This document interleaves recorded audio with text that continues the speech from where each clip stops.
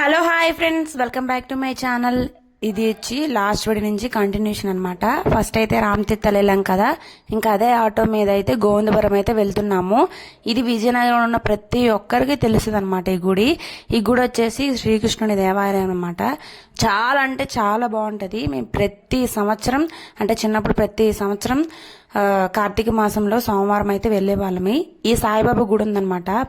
అసలు ఒక్కసారి కూడా వెళ్ళలేదు. ఈ సాయిబాబా గుడి వచ్చేసిందంటే గోవిందపురం దగ్గరికి అయితే వచ్చేసినట్టే. ఈ గోవిందపురం కూడా కొబ్బరి తోటల్లోని దాటుకుని వెళ్ళాలన్నమాట. ఎందుకంటే బీచ్ సైడ్ అయితే ఉంటదన్నమాట ఇది. ఆ బీచ్ పేరు కూడా చింతపిల్లి బీచ్. మీకు కావాలనుకుంటే గూగుల్ అయితే సెర్చ్ చేయండి. అక్కడైతే చేపలు ఎక్కువగా దొరుకుతూ ఉంటాయి.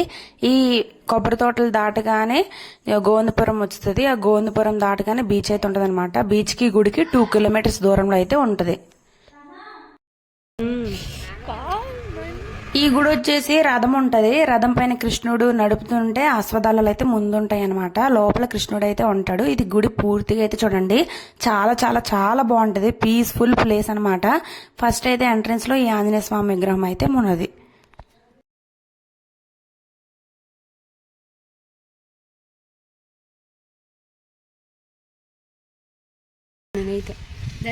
పదమ్మా పదమ్మా, ఇంకా స్టార్ట్. నీకు కావాల్సిన బొమ్మలు చూడొచ్చు ఇక్కడ. లేవు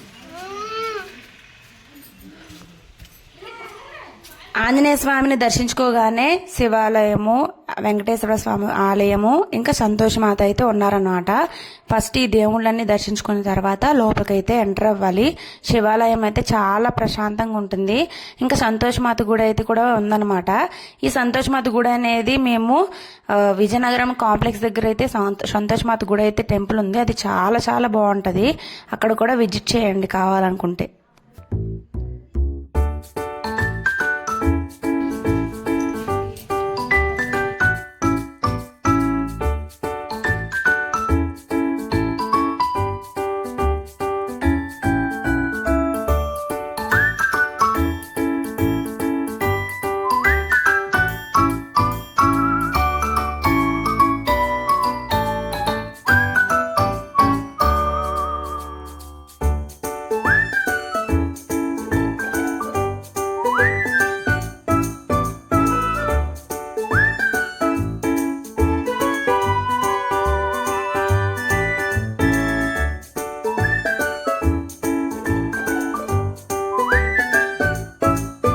ఇంతకు ముందు నేను చెప్పినట్లు ఇక్కడ రథం అయితే ఉందన్నమాట. రథం పక్కన ఇంకా పైన కృష్ణుడైతే రథం నడుపుతున్నట్టు ఉంటది.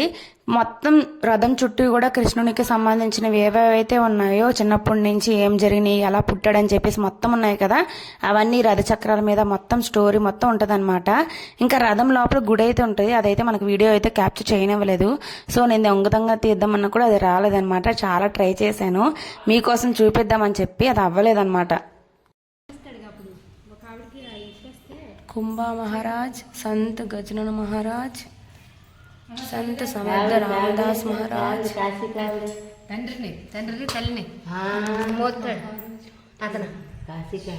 संत श्रवण कुमार महाराज, మూసుకొని వెళ్తారు తల్లిదండ్రులు. ధ్యానం చేస్తున్న కృష్ణుడు.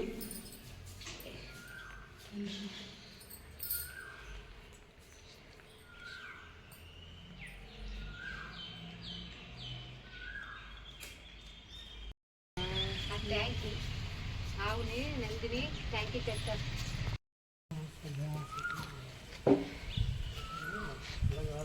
అండ్ ఇక్కడ వచ్చేసి బొమ్మల ద్వారాగా అంటే ప్రతి ఒక్క సంఘటనలు ఉంటాయి కదా, కృష్ణుడివి ఇంకా అన్నీ ఉంటాయి కదా, అవన్నీ ఉన్నాయి అన్నమాట ఇక్కడ.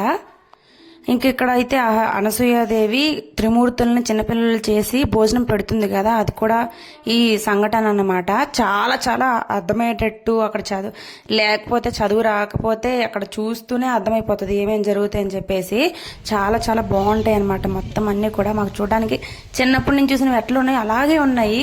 నాకు కాకపోతే పెయింటింగ్స్ మారుస్తున్నారేమో కానీ విగ్రహాలు మాత్రం సేమ్ అట్లే ఉన్నాయి అనమాట. ఇంకా కొంచెం కొంచెం చేంజెస్ అయితే వచ్చినాయి. అవి ముందు ముందు వీడియోస్ అయితే చూడండి. మనం ఎప్పుడు చూద్దామన్నా ఉంటాయి. అవి దేవుళ్ళు కట్టిన గుమ్మాలు, వాళ్ళందరూ కట్టిన గూడులు, వీళ్ళందరూ ఉండడానికి వాటర్ వస్తున్నాయి. అక్కడ పైకి మేమే చెప్పినారు రా, కొత్తగా కట్టారు ఇవి రీసెంట్ గా పాతవి ఇవి. ఇవన్నీ పాతవే.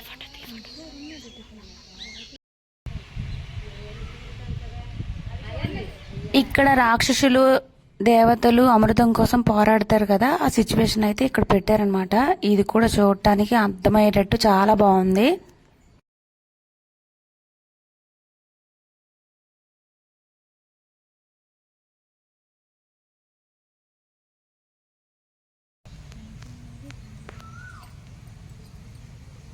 దీనికి ఒక స్టోర్ ఉంది, చెవులోంచి ముక్కులోంచి అని. స్త్రీ విద్య కోసం వాదించి గెలిచిన లోపాముద్ర అగస్త్యుడు సముద్రాన్ని అపపాసం చేయుట.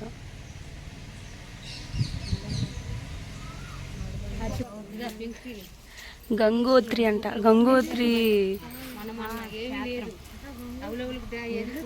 మనం వెళ్ళకపోయినా ఇట్లా ఉంటుందని క్షేత్రం చూడొచ్చు.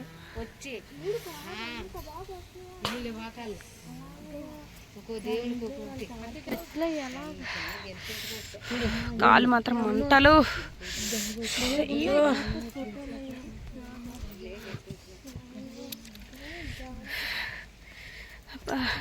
కుమారస్వామి వినాయకుడు, కుమారస్వామి వద్దు. కేదార్నాథ్,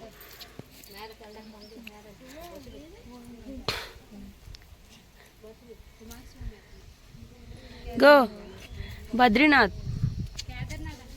బద్రీనాథ్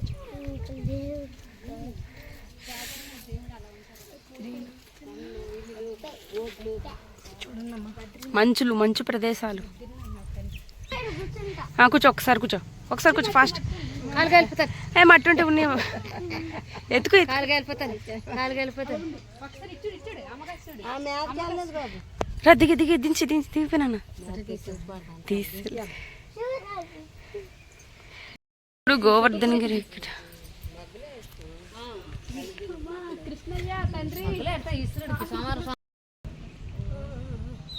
టైం ఎంత అయింది? మా అమ్మ ఇంకొక అమ్మ టైం ఎంత అయింది? దిష్ బాబు ఈ ప్లేస్ వచ్చేసి అన్నదానం ప్లేస్ అన్నమాట.